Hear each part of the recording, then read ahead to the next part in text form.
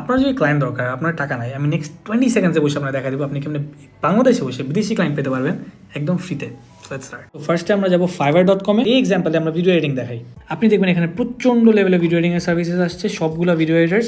So আমরা এটা একটা পিসি আমার পছন্দ হয়েছে, আমরা এটা ক্লিক করি। আপনি ওর গিকটা দেখতে পারবেন, একদম নিচে যাবেন, একদম নিচে গিয়ে রিভিউজে যাবেন, রিভিউজে গিয়ে এখানে দেখতে পাবেন ওর যেই সব ক্লায়েন্ট আছে ওদের নামগুলা। তারপর আপনি যেটা করবেন হলো এই নামগুলাকে সোশ্যাল মিডিয়াকে সার্চ করবেন, স্পেসিফিকলি যাদের পিকচার আছে ওদের সাথে। এই সাইডের পিকচার নাই, বাট তারপর সার্চ করে দেখি আমরা এই সাইডে পেয়েছি।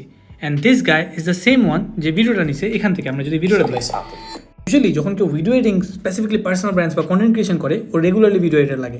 সো আপনি ওকে অ্যাপ্রোচ করে, ওর সোশ্যাল মিডিয়া অ্যাপ্রোচ করে, ওর ইমেল অ্যাপ্রোচ করে আলাদাভাবে ভিডিও এডিট দিতে পারেন। আমি আগেই বলিনি এই মেথডটা শুধু রিপিটেটিভ ক্লায়েন্টস বা রিকারিং জবসের ক্ষেত্রে কাজ করে। সেটা হতে পারে video editing, website management, SEO, social media marketing, মেটা অ্যাডস, এগুলোর ক্ষেত্রে আপনি বেসিক্যালি অলরেডি যার চাহিদা আছে ওই ক্লায়েন্টকে খুঁজে আলাদাভাবে অ্যাপ্রোচ করে ক্লায়েন্ট পাওয়ার চেষ্টা করতেছেন।